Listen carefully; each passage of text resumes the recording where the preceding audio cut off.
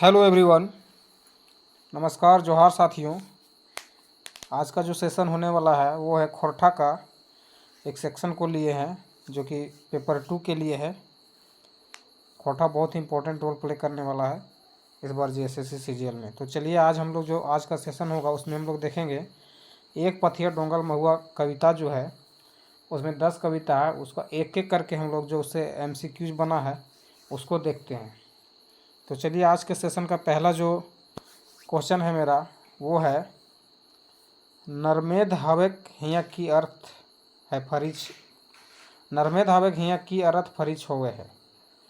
ठीक है, तो नरम गरम हवे के, मार काट हवे के, राजा बने के, विद्रोह हवे के। तो इसका सही आंसर हो जाएगा मेरा मार काट हवे के, यानी कि option number B. Option number B is right answer. चलिए नेक्स्ट क्वेश्चन देखते हैं। कवि नजरें देशक एकता के तोरवैया के हके। कवि की नजरें देशक एकता के तोरवैया के हके।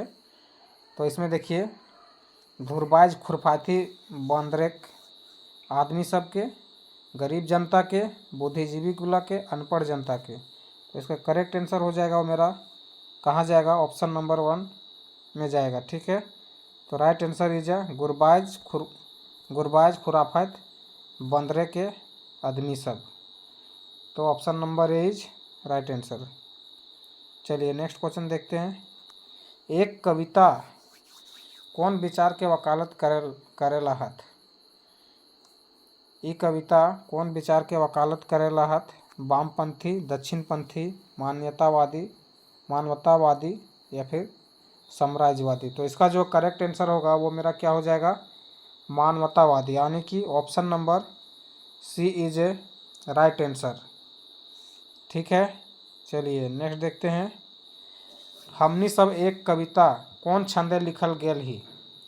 हमनी सब एक कविता कौन छंदे लिखल गेल ही, वो चीज़ पूछ रहा है। तो ऑप्शन ये क्या है, दोहा, बी सोरठा, सी चौपाई, डी मुक्त छंद। तो इसका करेक्ट आंसर क्या हो जाएगा, मुक्त छंद।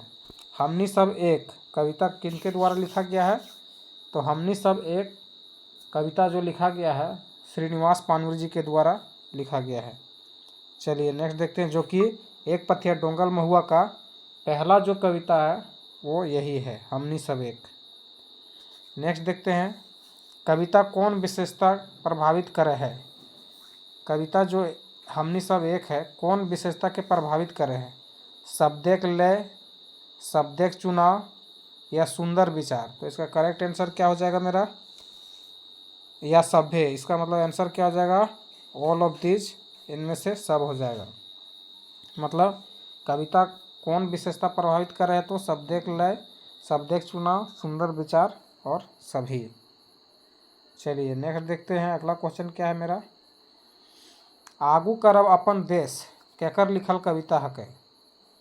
आगू करब अपन देश केकर कविता लिखल हकै, तो श्रीनिवास पानूरी, सुकुमार, एके झा या विश्वनाथ दसोंधी राज। तो इसका सही जवाब क्या हो जाएगा मेरा, कि आगू करब अपन देश केकर लिखल कविता है। तो ये मेरा हो जाएगा ऑप्शन नंबर बी हो जाएगा, सुकुमार। सुकुमार का पूरा नाम क्या है, सुरेश कुमार। ठीक है, चलिए अब मैं नेक्स्ट देखता हूँ अगला क्या है। कवि अपन के कहाँ के निवासी बतवल है। कवि अपन के कहाँ के निवासी बतवल है, हिंदुस्तान एक, भारत एक, बिहार एक या छोटा नागपुर एक।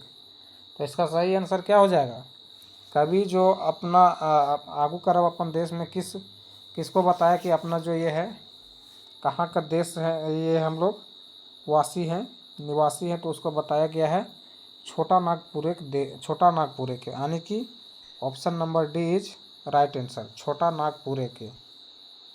चलिए अब नेक्स्ट देखते हैं। कवि ककरा लाइत मारे कहल हत, यहाँ थोड़ा मिस प्रिंट है, लाइट नहीं होगा, लाइत मारे। ठीक है, कवि ककरा लाइत मारे कहल हत। तो इसका सही आंसर क्या हो जाएगा, दुश्मन के, भेदभाव के, अंधविश्वास के या पुराना रीति के। मतलब पुराना मीन्स पुराना रीति के, ये चीज़ लिखा गया है पुराना रीति, पूर्णा रीति। तो इसका सही आंसर क्या हो जाएगा मेरा? Option number B is right answer, भेदभाव के। चलिए नेक्स्ट क्वेश्चन देखते हैं। सॉरी, आज का जो मेरा था कुछ सेलेक्टेड क्वेश्चन था, इसके बाद जो मैं लाऊंगा वो हर मतलब कविता का अलग अलग एमसीक्यू जाएगा और साथ ही साथ उसका भावार्थ को भी लाएंगे। तो आज का जो मेरा सेशन था वो इतना ही था। उम्मीद करते हैं अच्छा लगा होगा। ठीक है, चलिए इसको देखिए आगे। इसके बाद क्या करेंगे, एक एक करके जो लाएंगे वो हर एक कविता का एमसीक्यूज के साथ साथ उसका जो हिंदी भावार्थ है और खोरठा है दोनों लेके आएंगे।